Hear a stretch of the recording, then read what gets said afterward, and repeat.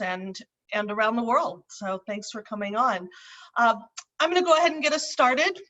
My name is Angela Grimes. I am the CEO of Born Free USA, and we're very pleased to have everybody here today joining us for what is a very timely discussion of fur farming. And when we originally planned this webinar, we did not know that there would be such a large outbreak in Denmark, and our panelists will be addressing that today. So this is a very highly relevant topic in today's world.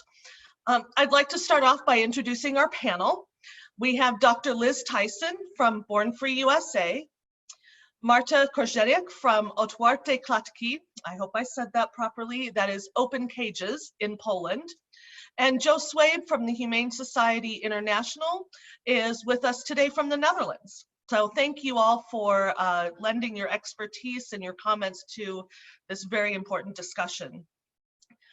Following the presentations from our panel, we're going to answer your questions. So please use the Q&A function to submit questions you'd like us to address. We will do our best to get to as many as we can in the time that we have.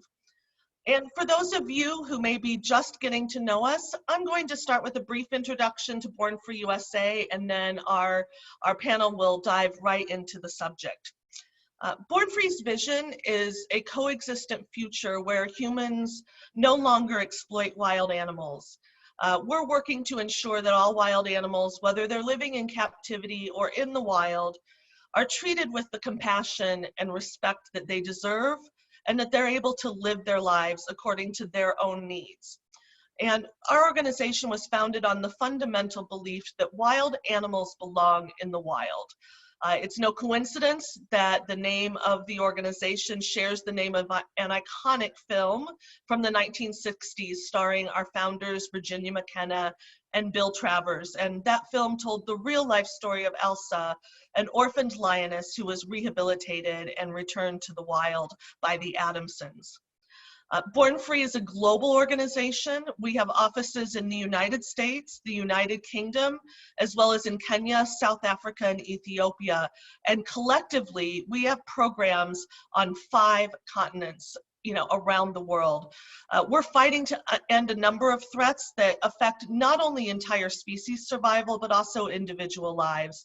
These include wildlife trafficking, trapping, the exotic pet trade, and animals kept in captivity in industries such as zoos and traveling shows. And we also rescue and provide hands-on care for animals in our sanctuaries around the world, including the Born Free USA Primate Sanctuary in Texas, which is home to more than 400 monkeys, many of whom were rescued from abusive situations. And then, of course, today's topic, which is fur farming. Up first on our panel is Dr. Liz Tyson. Liz is Born Free USA's Programs Director. Liz has helped animals across the globe. She helped to establish the very first locally run sterilization program for street dogs in the Middle East.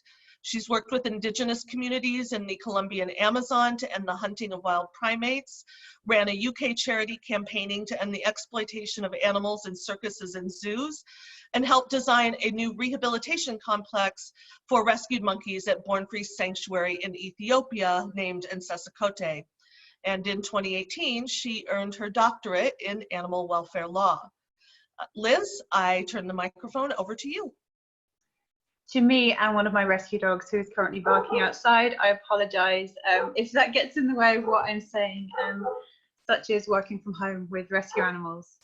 Thank you all for being here. Fur farming has been a core campaign for Born Free USA for many years, and we long fought for an end to this cruel industry on animal welfare grounds.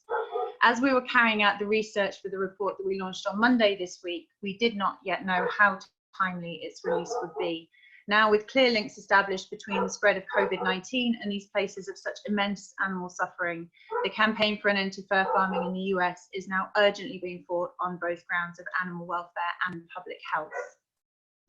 Our new research highlights serious failings in both animal welfare regulation and oversight, and a negligent disregard for public health in light of the recent outbreak of COVID-19 in multiple states in the US. Despite many countries around the world banning the cruel practice of farming animals for the sole purpose of skinning them to use their pulp for clothing, the US has fallen behind and taken no progressive steps to protect animals from this miserable fate in over a decade. Some states were found to have absolutely no regulations at all to provide even the most minimum protection to animals, and others couldn't even tell our researchers which of their departments might have responsibility for firm farm oversight and governance. So wearing animal fur as clothing has steadily been falling out of fashion for decades. As members of the public learned about the cruel conditions faced by the animals on fur farms, they've turned their back away from the practice in great numbers. A poll released in September 2020 confirmed that only 1 in 4 US citizens supported fur, and aversion to the practice is highest amongst women, which might be surprising given that women are often attributed with fashion relating to fur.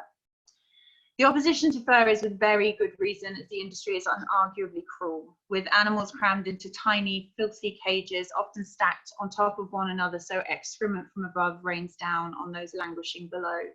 The animals in fur farms live miserable, short lives.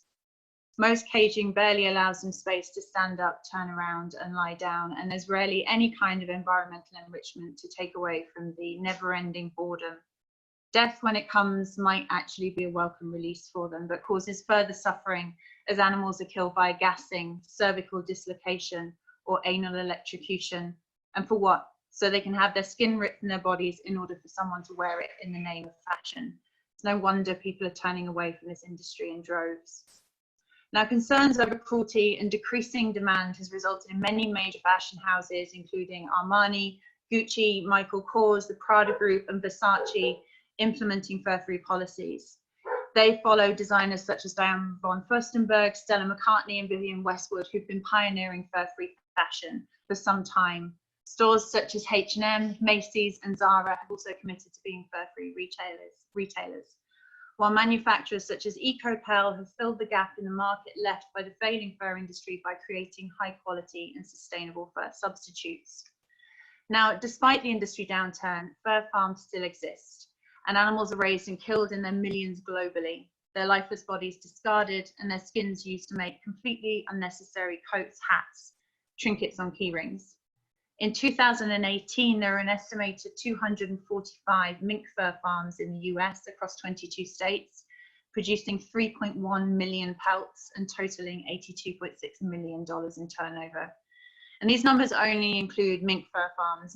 There are no publicly available records for any other species. So as such, these figures don't include farms that breed animals like fox, nutria, rabbit, chinchilla.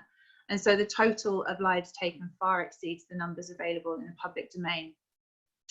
More than 85% of fur used in fashion is derived from animals in factory fur farms. In the US, Wisconsin is the leading mink producing state, followed by Utah, Idaho, Oregon, and then Minnesota.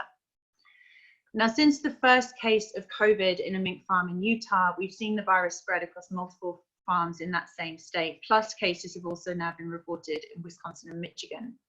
Now, you might think that given the severity of the virus and its impact, in fact, the death toll from COVID was reported to be 1,562 deaths just yesterday, and that's the highest death toll since mid-May. You'd think this would see states affected moving quickly to mitigate risks to both animals and people. Instead, the COVID outbreak has simply emphasized the failures in regulation and oversight. After the outbreak had spread to multiple farms, state officials from Utah confirmed to us in a Freedom of Information response that they didn't know where the farms were located in their state and that they were not working on establishing that information. The state vet in press has repeatedly stated there was no evidence that COVID-19 passing from animals to humans posed what he called a significant risk. While what he says might be technically true, of course, the most significant risk of transmission is human to human. The messaging isn't a matter of semantics. To imply there's no evidence of what he calls significant risk appears to be deliberately misleading. Of course, we all know now that COVID-19 is a zoonotic disease which originated in non-human animals, and peer-reviewed research has been in the public domain to prove that it has spread from animals to humans since September of this year, and prior to that, anecdotal evidence has existed since May.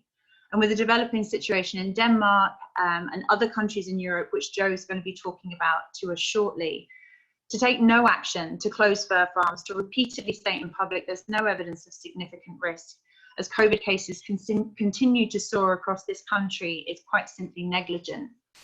The position of Utah is further bolstered by the USDA, whose information sheet on COVID repeats the same claims.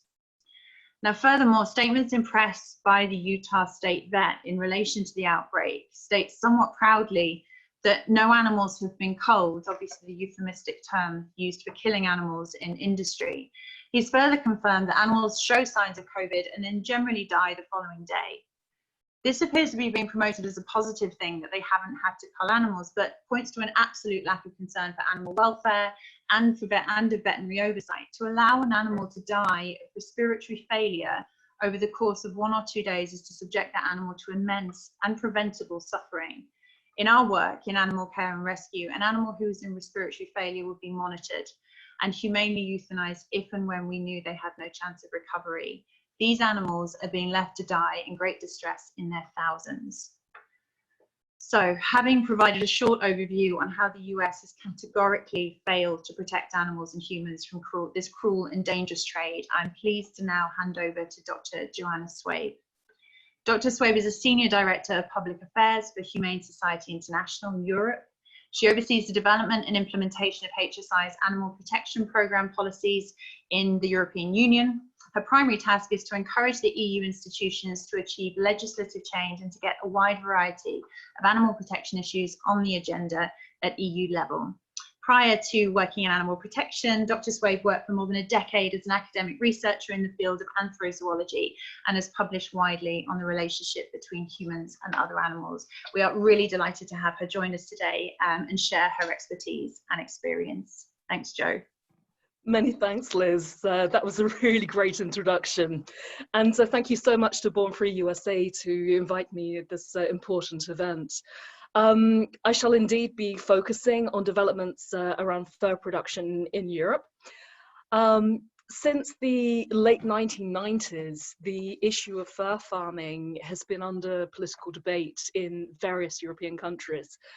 Time and again, film footage from undercover investigations have revealed the cruelty of keeping ostensibly undomesticated animals in small wire cages for the purpose of fur production. It's a luxury product that no one actually needs. In truth, the species involved in fur farming have only been kept and bred in captivity for a relatively short space of time, and they remain essentially wild animals. For a long time, most of the selective breeding was more for pelt quality and colour rather than behavioural traits. This means that these animals still retain very strong desires to range, to dig, to forage for food, and engage in social and breeding behaviours. In the case of mink specifically, this species has additional needs with access to water for swimming, to hunt prey, and also to regulate their body temperatures. The circumstances in which animals farmed for their fur are kept provide no opportunity to satisfy these basic needs, and such unnatural confinement can only result in frustration and crippling mental distress, which is expressed in stereotypical behavior where the animal repeats a behavior such as pacing over and over again. These symptoms are regularly seen on fur farms around the world, even after the fur industry had started to set up its own programs to improve animal welfare. Please excuse the expression, but this is tantamount to trying to make a silk purse out of a pig's ear. It doesn't matter whether the footage from fur farms was taken 20 years ago or just yesterday. It consistently shows exactly the same kind of animal welfare problems, which the industry claims it has been solving. Look at these images and you'll see animals displaying abnormal stereotypical behavior, self-mutilation, cannibalism, untreated wounds, and that kind of thing. As a result, the conclusion that most ordinary citizens, as well as politicians, have reached in many European countries is that the practice of fur farming is inherently inhumane. In short, it is morally unjustifiable to keep animals in this way for the sole purpose of fur production. Here in the Netherlands, where I'm based, we already passed bans on fox and chinchilla production during the late 1990s.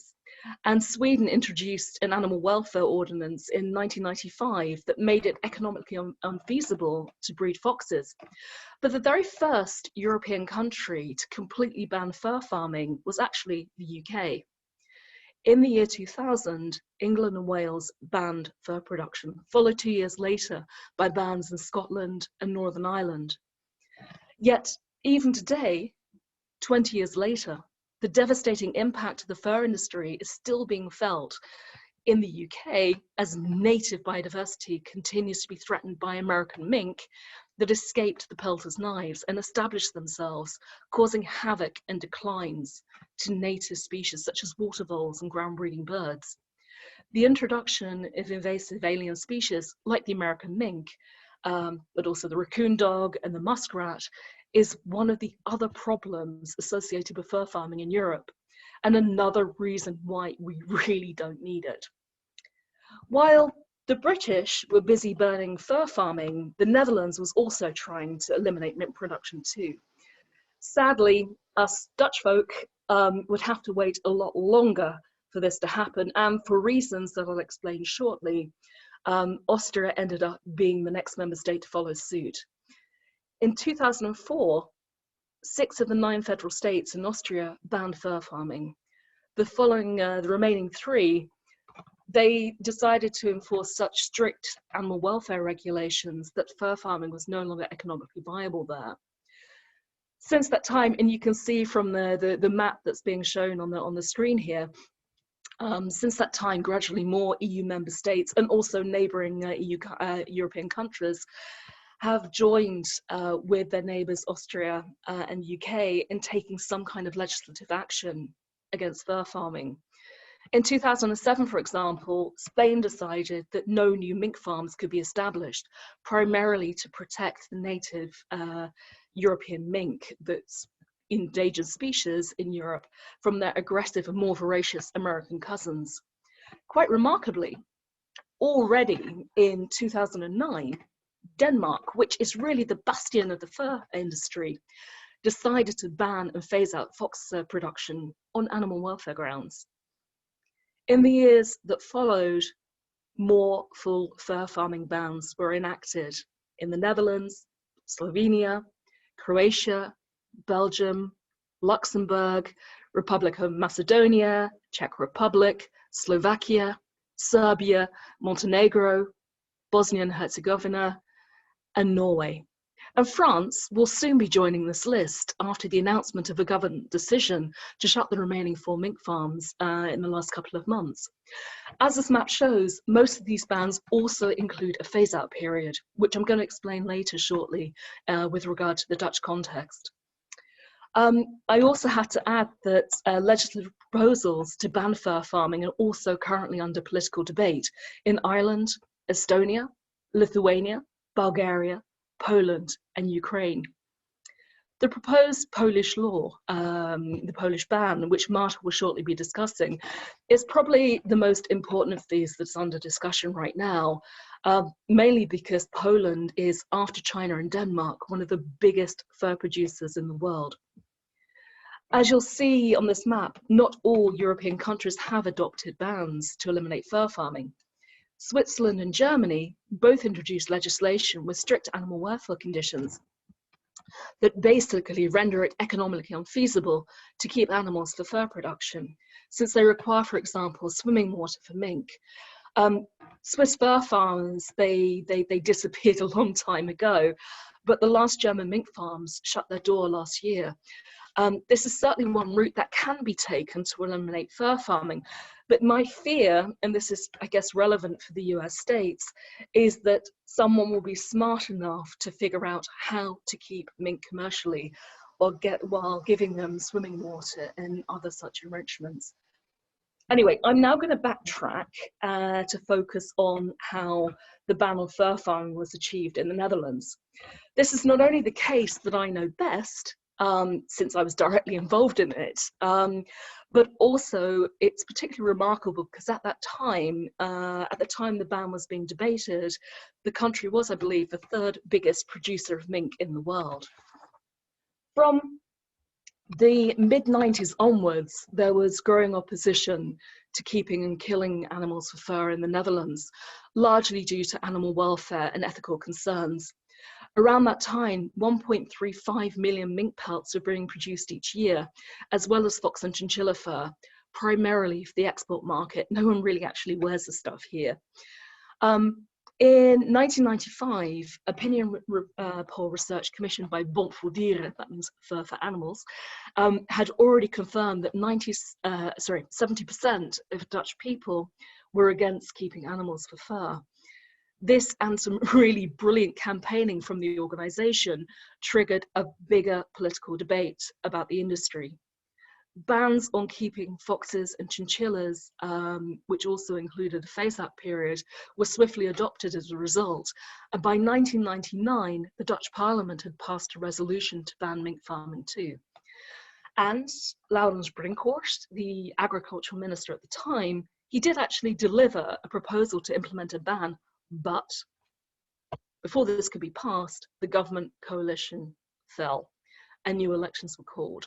And sadly, his less progressive successor, Kees Veerman, swept this proposal from the table and we were back to square one. In the meantime, the Dutch mink industry did its best to expand. By the turn of the century, there were nearly 6 million mink on 190 farms in the Netherlands. And don't forget, this is a really small country, which at the time was inhabited by about 16 million people. Sadly, one of the things that the Dutch do incredibly well, we excel at factory farming. Nothing to be proud about. The next bid to ban fur farming only came in 2006. This was largely due to political climate in the years before, particularly following the murder of an extreme right-wing politician and also a very vocal opponent of the fur farming ban by a rather misguided environmental activist in 2002. So it was actually only to be about 4 years later in 2006, and this is when I also entered the fray as a policy advisor at Bond voor Dieren, when a member of the Dutch Parliament decided that they wanted to draft a bill to ban fur farming, and this is something I helped her with. It was actually to take about 6 long years before the bill was finally adopted by the Parliament and the Senate, by which point I'd already joined HSI. It bounced backwards and forwards between the Parliament and the Senate, and you know, the politicians, they were busy negotiating the terms of the ban. The majority of politicians actually agreed that fur farming was ethically unacceptable. It was bad for animal welfare, and the industry had no place in modern Dutch society. The biggest stumbling block, however, to passing the legislation was not the principle of a ban, but the issue of just how much compensation the fur farmers would actually receive. The fact that most of the politicians didn't want the fur farmers to get a cent of public money for anything other than demolition costs, you know, that's very telling. This is also why the industry phase-out period was built into the bill, to allow the fur farmers to win back their investments. Eventually, the entry into force date stretched from, I think it was originally 2018, through to the 1st of January 2024, in order to create this investment earn back period. And the legislation was finally passed at the end of 2012 and entered into the legislation books, law books, in 2013. Not happy with this, the mink farmers then embarked on a whole series of legal challenges that fortunately and ultimately failed. They even claimed that the ban was a contravention of their human rights, if you can believe that. So, since this time, we've kind of been sitting around in the Netherlands waiting for the end of the phase out to be completely rid of caged mink. Things, however, took a rather unexpected twist this year when the coronavirus pandemic struck. In April, it was discovered that mink were also susceptible to COVID-19. And later, it was more worryingly found that they were also capable of transmitting the disease back to humans. Since then, all the mink on infected Dutch farms have been preventatively culled. Despite all the biosecurity measures that were supposedly taken, the disease had continued to rage among the Dutch mink population, also leading to speculation from a member of the Dutch parliament that mink farmers may have actually been deliberately infecting the herds to get compensation from the National Animal Health Fund.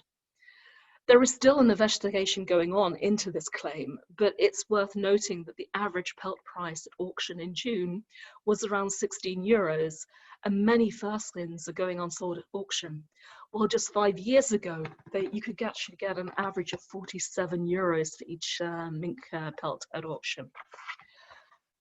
After spending a rather lot of time fiddling while Rome burned, and resolutions from the Parliament having been passed and so forth, our prevaricating Agriculture Minister, KORZENIak, eventually decided to shut down the entire mink industry at the end of the current production cycle to eliminate the reservoir for the disease. So from the 1st of March 2021, there will thankfully be no more mink farms left in the Netherlands. We're hoping actually it will be by the end of the year. It's a bit of a long story, but the mink farmers, they're saying they want to hold on to the breeding females in order to try to get more compensation from the government. But they've been told by the outbreak management team here that the animals really have to go before the end of the year. Anyway, all this brings me to my next and final point, the impact of COVID-19. Since the 26th of April this year, when SARS-CoV-2 virus was first identified in mink on 2 Dutch mink farms, COVID has been found on another 69 farms here in the Netherlands, and over 2.7 million mink have been preventively culled so far. In the rest of Europe, there have also been 1 recorded case in Spain, 1 in Italy, and on 10 mink farms in Sweden. And in Denmark, which I'm going to get back to shortly, which I'm sure you've all been hearing about, COVID-19 has been detected on a grand total, or maybe not so grand total, of 255 mink farms at the last count. It remains to be seen whether mink in other fur-producing countries have also been infected. The most important question here is whether the responsible national authorities for animal and public health have actually been testing for it. Here in the Netherlands, there's been a strict testing regime that was instituted early on. They basically created an early warning system whereby breeders sent in dead mink, or farmers notified the authorities if they found mink with respiratory problems. A positive test basically meant that all the animals on the farm would have to be swiftly culled. Many of the COVID-19 cases in the Netherlands were diagnosed via cadavers from mink farms where animals had been apparently asymptomatic. And I say apparently because given the nature of fur farming and the sheer numbers of animals involved in it, it is difficult to truly check on the health of individual animals regularly, even with the best will in the world. There's also already a very high mortality rate in mink on fur farms. That being said, the possibility of there being so many asymptomatic cases is quite frightening, given the discovery back in May that a couple of Dutch fur farm workers had contracted COVID-19, most likely from the mink. Indeed, researchers who investigated outbreaks on 16 Dutch fur farms, and there were over 720,000 animals on those farms, and they also were doing research on the humans that were living or working on the farms using whole genome sequencing. Through this research, they found that after the detection of SARS-CoV-2 on mink farms, 66 of 97 of the persons tested, that's 67% of the research subjects on 16 farms, were shown to be infected with SARS-CoV-2. Crucially, genetic analysis showed that the variant of the virus was actually the same as the one found in mink, and were not identical to those found in unrelated COVID patients living in the vicinity of the farms. This suggested that these 66 cases related to just 16 mink farms were just the tip of the iceberg. And it was at this point, when this research became known, that the government decided to pull the plug on the industry and force an early shutdown. Which now brings me to my final point, which is you've probably all been waiting for, is the situation in Denmark. Denmark is the biggest fur producer in Europe, and politically, the mink industry has always seemed to be completely untouchable politically. There are 1,146 fur farms there. You're seeing a different total on screen because in the last few days I've actually discovered more fur farms there. But the country, it basically lies at the heart of the international fur trade and is home also to the biggest fur auction house. In June, COVID-19 was first detected on a Danish mink farm after farm worker had tested positive. By August, 3 more fur farms in the North Jutland region had become infected. Unlike the Dutch, however, the Dutch authorities stopped preventatively culling the mink after the first 3 fur farm infections. I'm not entirely sure why, but I can imagine that farmer protests played a role. The failure to act also most likely, as Liz noted earlier, had an impact on animal welfare. One of the features of SARS-CoV-2 is that it has a special attraction for cells in the respiratory systems of mink, just as with people. As a result, mink who are already stressed from their unnatural living conditions most likely will experience severe respiratory distress before dying. The disease continued to spread among the Danish mink herd and to fur farms in different areas of Denmark. In early October, around the time that 60 mink farms had already been infected, a decision was taken to cull around 1.5 million mink on around 100 farms. The Danes also decided to kill animals from farms in, I think it was a 7.8 kilometer or so radius from the infected farms, just in case. There were, however, delays in starting this cull because fur farmers objected and refused to let the government personnel on the farms, and also their objections to the compensation that was being offered. It is at this point that an expert from the State Serum Institute noted that fur farmers had a greater risk of contracting COVID-19 than doctors or nurses. By last Wednesday, 3rd of November, the total number of cases had risen to 207. Yet it took everyone by surprise, apparently also many national politicians, when the Danish Prime Minister suddenly called a press conference to announce that all mink in the country would now be culled and that production would not be able to restart for at least a year. There are more than 15 million mink in the country. The figures actually differ between 15 and 17 million. These numbers are quite staggering in the first place, and while not a ban, it could be, if these animals are all culled, the final nail in the coffin of mink farming in Denmark. The key reason for this cull is the fear that a COVID-19 mutation would be moving from mink to humans could actually jeopardize the future vaccines. This is because the genetic mutations found affect the part of the virus where spike proteins bind to the so-called ACE2 receptors, which are an important first step in infections taking hold. The vaccines under development actually focus on making antibodies to these very spike proteins. It appears that 12 people have already been infected with a dangerously mutated virus, and that the mink are now considered a public health risk.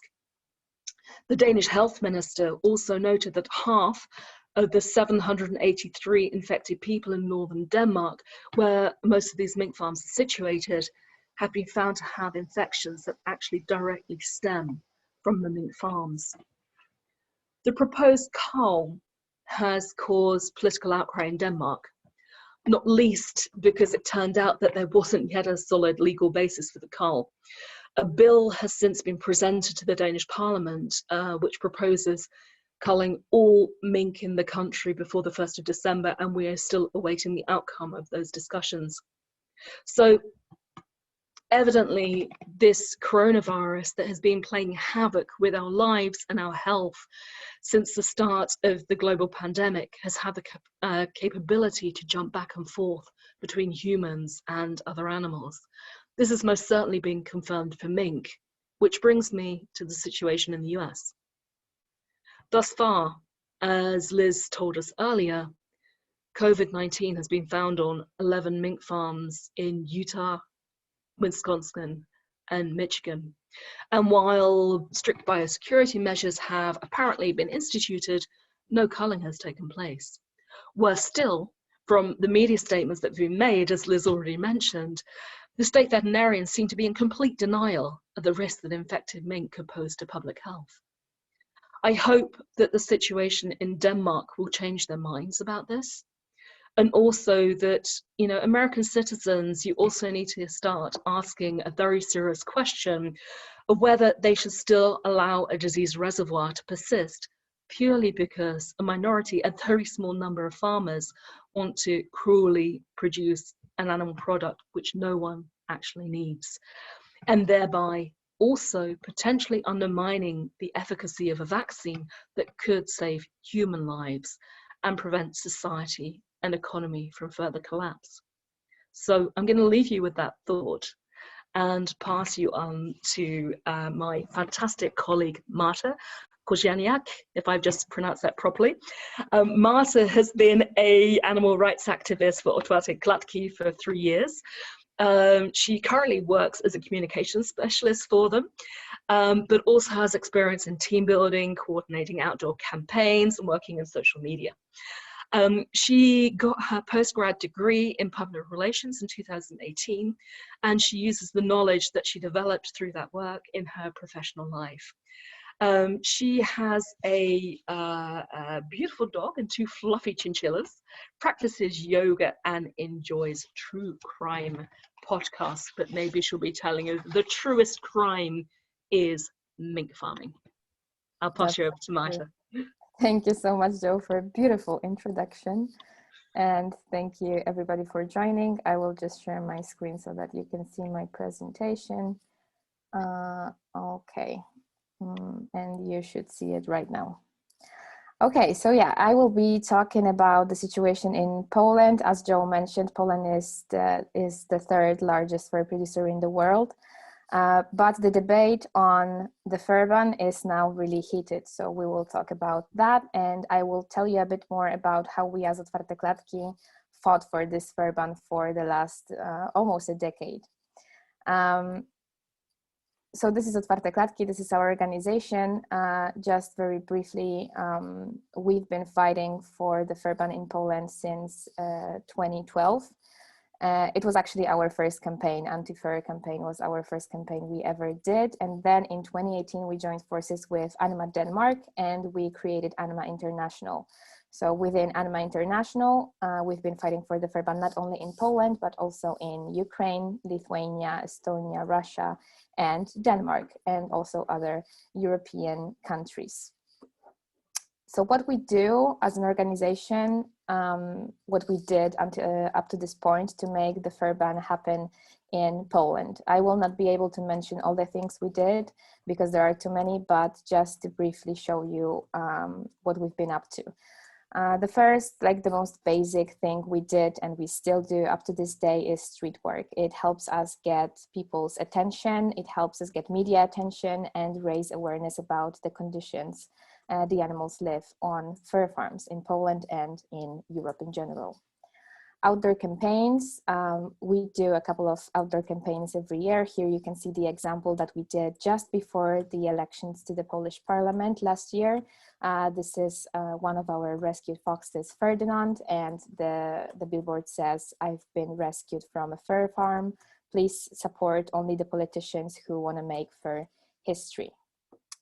getting ourselves involved in the politics. And I would say this is one of the most crucial things you can do if you want to change the fate of animals. It's really important to know which politicians support any animal rights initiatives. It's important to know where you have allies, where you need to work on creating maybe allies. And it's very important and very useful in fighting for animal rights. So make Twitter your favorite social medium and follow the politicians to see what they are up to. It's what we've been trying to do, and it's allowed us to be a serious part of the discussion right now. Here you can see the pictures of our activists from the parliament from last month when the discussion was taking place. Working with celebrities, this is another thing we do consistently. Here you can see an example of our last year campaign. It says the backstage of fur industry, and here is Maja Staszewska, who is a very famous Polish actress and activist. And this is maybe not so intuitive, but supporting local communities in their protests against fur farms has been really useful for us, and turns out to be very helpful in the fight for the fur ban. Mostly because, you know, it's very important to hear a voice from somebody who's not an animal rights activist, who's not vegan, who's not involved in all that kind of stuff, because it makes our requests, what we fight for, our goals more objective and more relevant to other people, to the politicians as well. So for a couple of years now, we've been supporting local communities by getting the media attention, by supporting them when it comes to legal or administrative issues. And this year it became really helpful because the local communities came to the parliament to talk about the fur ban. We were on the same side, so we talked about the fur ban together. We were saying the same things, that it should be introduced by now, and that it causes not only the suffering of millions of animals every year, but also the suffering of those local communities who can't live normally because of the fur farms. So that was really huge as well for us. And the part I want to focus the most on, so interventions and investigations. This is actually the base, the foundation that we built the rest on. Because we did so many investigations, because we documented so much suffering on fur farms, we were able then to, well, first of all, we were able to start a serious debate on the fur ban, because there was no longer a possibility to, you know, just say, I didn't know about it, because everybody knew by then what the conditions on fur farms look like. So one thing is interventions. In Poland, as an animal protection organization, we have a right to intervene when there is a danger to life or health of an animal. We do interventions mostly on fox farms, and it's of course it's a bit more difficult to rescue wild animals than it is to rescue domestic animals. So it's more difficult to find proper homes for them, and as a result of our interventions, we were able to save around 50 foxes. Some of them are still alive, are still happy and safe in their new homes. And here in this picture, you can see Bogna, who is our director of investigations in Otwarte Klatki, and she's holding Maciek, one of the foxes we rescued last year. He unfortunately he had to have his paw amputated because it was infected so much. The vet couldn't save it, but right now he's become one of our fur campaign ambassadors, and he actually lives with Bogna. She takes care of him. So I really like this picture because it's like the first family photo they have. One of our biggest interventions, actually our biggest intervention ever done on a fur farm took place 2 weeks ago. So it's a very fresh case, and I will not have the time to go into much detail about it, but if you want to read about it, there's a blog post on our website, animainternational.org. You can read about it. It was really intense, and 18 foxes were rescued. So I really I think it's a very interesting case. So go ahead and read about it if you want. And the other part are investigations. So as I said before, this is practically the foundation that we built the rest of our activities on. We did investigations on mink farms, fox farms, on the small ones, on the biggest farms in the country. And the thing that the most crucial investigation, the most important one we did was this summer. So in the summer of 2020, one of our activists got hired on the biggest fur farm in Poland and probably in the world. Here you can see a picture from Google View. On this farm, there are around 400 to 500,000 minks. So we have a good suspicion that it's the biggest fur farm even in the world. What we saw on this farm, well, we had seen many things before, and we've seen much suffering before. But what we saw on this farm was beyond our expectations. And the important part is that one of the owners of this farm is Wojciech Wójcik, who is a brother to Szczepan Wójcik, one of the biggest, actually the biggest and the most important person when it comes to fur industry in Poland. He's the one who fights the fur ban the most. He's the one with most power and connections. And he's the one who always says that on his farms, the animals have better conditions than many people. So it was very important for us to do an investigation on one of the farms that somehow belonged to him or to his family, because the Wójcik family is all involved in fur industry. So here you can see just 4 pictures from this investigation. If you want to see the whole footage, we have it on our Flickr account. It's available for everyone for free, so you can just go there and see the results of the investigation. Of course, we found everything that Joe was talking about, so cannibalism, aggression, many problems with attacking each other. You can see the mink with the saliva falling from its mouth. There were many welfare problems. I can't even mention all of them. And of course, what happened next was beyond our expectations. By doing this investigation, we wanted simply to bring back the fur ban debate into the politics, because the first serious idea of the fur ban in Poland happened 3 years ago, but the political situation was very different from the one right now. And the fur industry position was very different. It was much stronger than it is now. And so media immediately got interested in the subject. What's also worth mentioning is that we worked with one of the best investigative journalists in Poland on this investigation. He works for the biggest news portal in Poland. So when he published the investigation, everybody knew about it. Every biggest TV station, radio station, newspaper, just everybody wrote about it. And what happened next was just, it seemed like a dream. One day after publishing our investigation, the president of the ruling party, Jarosław Kaczyński, organized a press conference. And during this press conference, he presented a new project of a new version of Animal Protection Act. The last changes to the Animal Protection Act in Poland were made in 1997. So there hasn't been any important change in the law when it comes to animal rights protection since then. And so one of the, it was called Piątka dla zwierząt, which means 5 for the animals, which is not the best translation. I would say 5 improvements for the animals. And one of the points was humane treatment. So the one circled, that is circled, it's humane treatment of the animals. And it included the fur ban. So we really couldn't believe it when we saw it. And it's really, maybe here it's worth mentioning that the ruling party in Poland is Law and Justice, and this is a very conservative party. So we really didn't expect, we didn't expect this act to happen so quickly and to happen at all.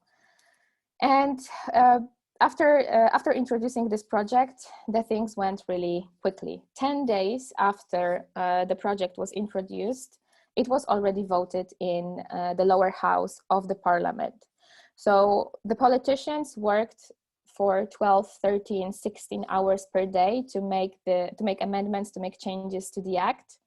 And 10 days after the presentation, they voted on it. And as you can see, 449 politicians voted. And out of all of the ones who voted, 356 were voted in favor of the act. So this is a huge number of politicians. It's really historical, and it's a real breakthrough.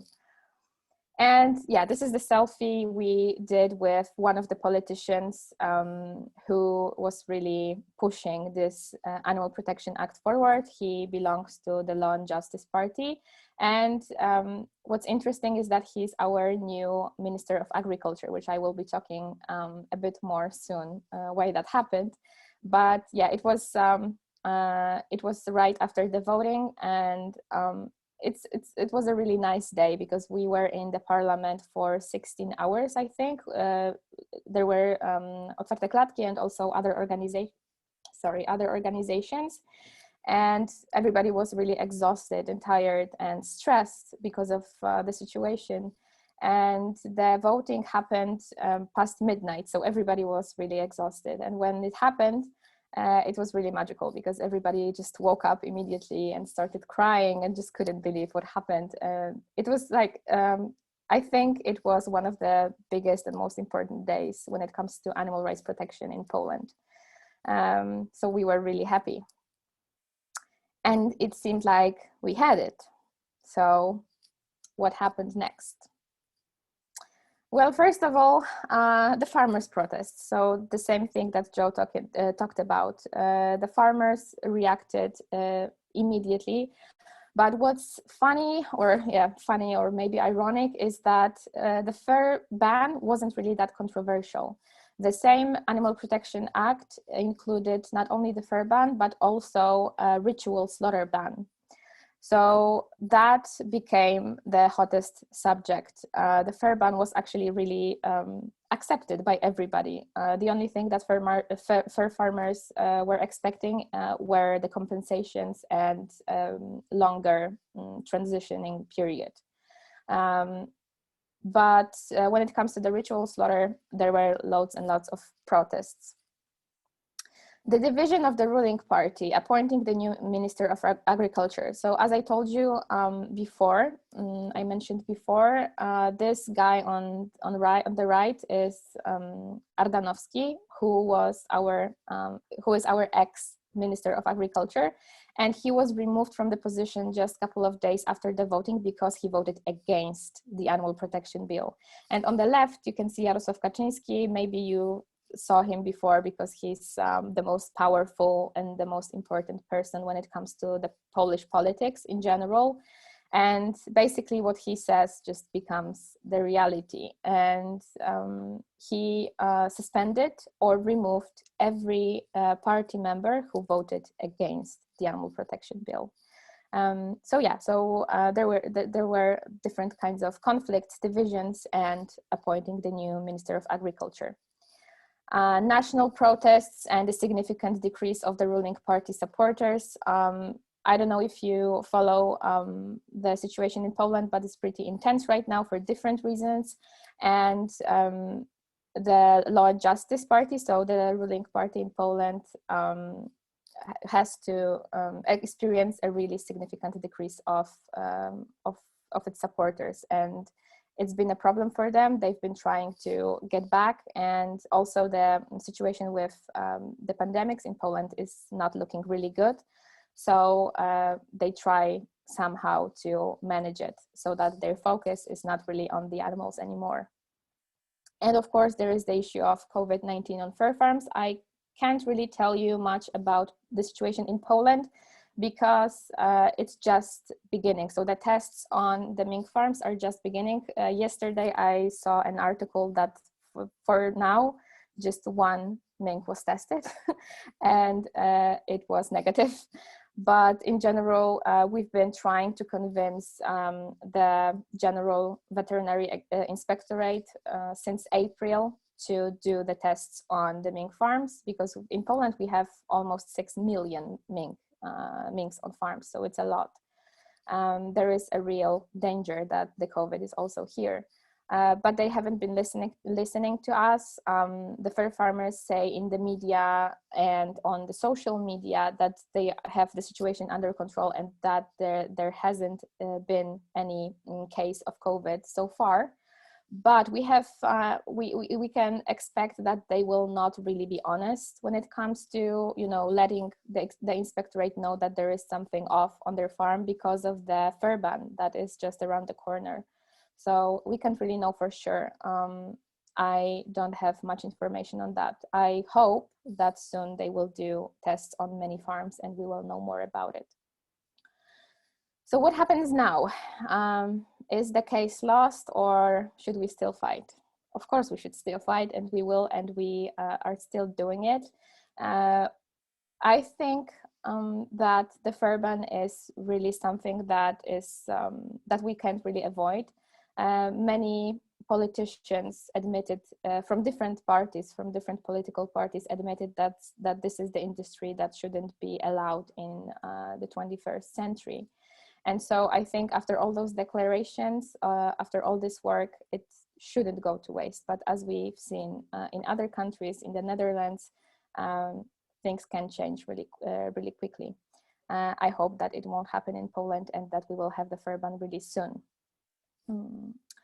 Yeah, and I think that's it on my part. Thanks. I will stop sharing my screen right now. Yeah. Thank you, Marta and Joe, and Liz. Those were great presentations. We have a few questions that have come in. About 5 minutes remaining in our time, though I'm happy to maybe extend another 5 minutes as needed to cover a few more questions if our panelists are able to. First of all, I just want to let everybody know that we are recording this webinar.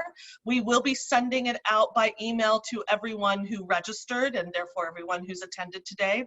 That follow-up email will also include links to our various websites of the panelists and other information, as well as some contact information so you can follow up with additional questions. I know we're all happy to engage with you on this topic, so please look for that in your inboxes in a few days. Liz, I'm going to put the first question to you. I think there's this may be one that a lot of us are thinking is, you know, recognizing the great work that has been done in Europe and really amazing progress. And if we put up a map of the United States similar to the one that Joe showed of Europe, there wouldn't be any states colored in with bans. So what can we learn from our colleagues in Europe and from their successes, and how do we bring that to the US and start to work on either the federal or state level to start to end this industry here? Sure. There's a lot of different ways to answer this question. I know we're very short on time. I saw that question. I've kind of been making notes as we've been going along. So I think in terms of legislative bans, then first of all, we need transparency, similar to what Marta was saying. We don't know the extent of the COVID spread at the moment in fur farms because we don't know the extent of fur farms. We don't know where they are. The states themselves don't know where they are. It's very difficult to challenge an industry when we don't have just that basic data. So one of the things we will be working on as part of our campaign is trying to address that. We'll be speaking, we have plans to approach the USDA off the back of the COVID outbreak and say, well, actually, this is negligent from the point of view of animal welfare, also public health. You need to carry out a census. You need to understand where these fur farms are and mandate that states know what they're talking about. That has to be the first step. We're probably looking at statewide bans as opposed to federal action at the moment. I mean, again, as both of our other panelists have said, these things can develop really quickly. If we see a significant increase of COVID across fur farms, that may be the trigger to start looking at federal action. But right now, we think it's probably going to be at a state level. I think also looking at both Joe's and Marta's presentation is really interesting, because Joe's talking kind of more sweeping legislative work at parliamentary level, and Marta talking about that as well, but also the building blocks that go into grassroots campaigning. So right down to the individual person who can take action. There are amazing campaigns happening all over the US, which is not just targeting legislative fans, but it's also looking at retailers, it's people with placards outside stores, it's people contacting their state reps, it's people taking individual action, and that's really powerful. We currently have a petition to the state vet and the governor in Utah to implement mandatory testing for COVID. Obviously, our first concern always has been for animal welfare on this issue, but we are equally concerned about public health. But also, we think we're going to really try and use this COVID almost as leverage to try and get action on this in the interest of both human and animal health. I hope that answers the question. Great. There's a lot of work to do, and there are many ways to tackle it. Absolutely. Absolutely. Well, good. I'm going to take another question here. Marta or Joe, whichever one of you would like to answer this. We had a question asking, how do you start an investigation? You know, assuming maybe the fur farms don't want outsiders, non-employees there. Where do you even begin something like that? Okay, so it's a very complex question. To answer very briefly, you can do mostly two types of investigation. First one is night investigation, when you just go to a farm at night when hopefully there is nobody, and you can take footage, and undercover investigation. So you assume another role and try to take as much footage as you can. How to start? Well, first of all, do some research, a lot of research, prepare your equipment. It's not something you can do like right away. Just, you know, when you see a farm, you don't enter right away. You need to gather all your information. And of course, not everybody probably should do investigation. I would suck at it, so I'm not doing it. So yeah, make sure that it is something you can handle. You need to have really much control over your emotions and really be good at decision making. Yeah, actually, if I may, we will have a whole program for other organizations, and its purpose is to actually help with doing investigation, and it will be run by our investigation team. It's supposed to be launched next year, so follow Anima International on that, and we will let you know when that happens. I hope it's helpful. That sounds like a really helpful resource. Thank you for putting that together. Joe, do you have anything to add? Yeah, I just wanted to say that, I mean, those are the kind of investigations where you're doing expose on the animal welfare standards, etc. But, you know, what you could also consider, there are many, many ways in which you can, let's say, approach an industry. You can also look into issues like, you know, what kind of permits do they have in terms of environmental permits? Are they breaking other rules? You know, tracking down the locations. I think Liz was absolutely correct, you know, to actually know where these fur farms are. When we started looking at the Danish figures, there were like 1,137 fur farms, and that's now gone up to 1,146. So somewhere in the last couple of weeks, they have suddenly discovered more fur farms, and that actually says an awful lot about how on earth were they actually checking these fur farms in the first place. How were they, you know, how are they carrying out animal health and animal welfare checks, if any, if they didn't know they existed?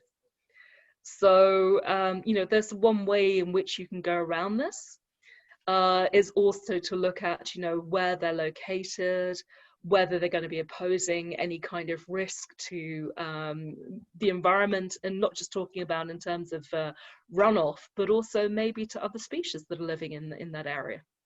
That's also a possibility. So, you know, there are many ways in which you can get around this to look at it. Absolutely. Well, we've run a little over our time here, and I want to be respectful of our panelists and all of you who have chosen to attend today. We really appreciate you being here. I'd just like to ask, does anyone have a final word, final thought that you would like to leave us with?